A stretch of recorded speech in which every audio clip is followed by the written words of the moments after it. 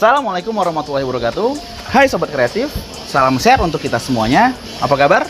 Saya harap semua di dalam keadaan baik-baik saja.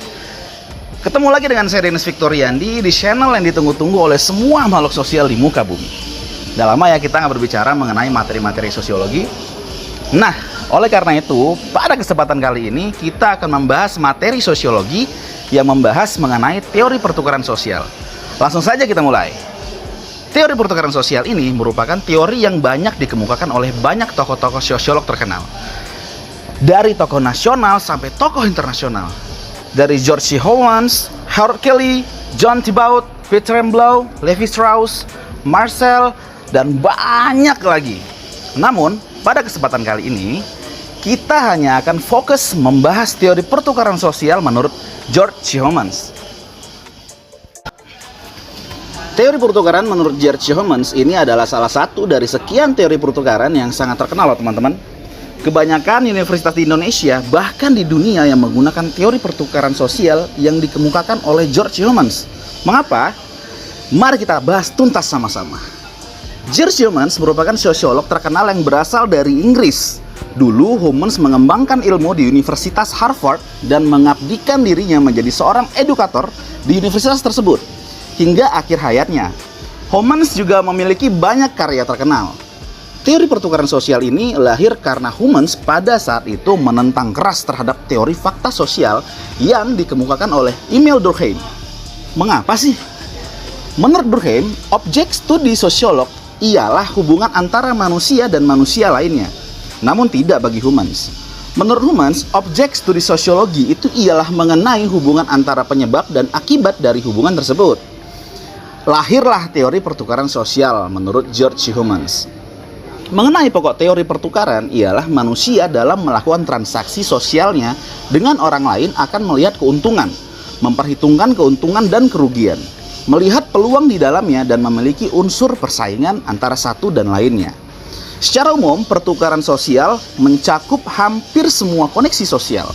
Dan di dalam pertukarannya, individu saling mempertukarkan komoditas yang tak terwujud ataupun memiliki wujud. Akar teori pertukaran adalah dengan melihat reaksi dari sebuah tindakan apakah menghasilkan reaksi yang baik atau buruk. Proposisi dalam teori pertukaran Homans, proposisi bersifat psikologis karena proposisi membahas mengenai fenomena sosial yang tersebar di masyarakat. Di dalam teori pertukaran Homans, intinya terletak kepada proposisi fundamental karena proposisi itu bersifat psikologis. Ia menerangkan fenomena individu dalam masyarakat. Proposisi itu lebih menerangkan hubungan antar individu. Terdapat 3 jenis proposisi yang dikembangkan oleh Homans. Yang pertama, proposisi sukses atau the success proposition. Di dalam setiap tindakan individu, seorang individu cenderung akan terus melakukan tindakan pertukaran yang memiliki nilai ataupun reward. Karena pada dasarnya manusia secara manusiawi akan senang jika melakukan tindakan yang mendapatkan hadiah atau reward. Manusia atau individu akan senantiasa melaksanakan kegiatan apapun jikalau dia mendapatkan feedback yang setimpal dengan apa yang sudah dia lakukan, terutama jikalau hal tersebut dapat berefek baik sekali bagi diri dia. Seperti contoh, bekerja dengan giat untuk mendapati gaji yang maksimal. Yang kedua, proposisi pendorong atau the stimulus proposition.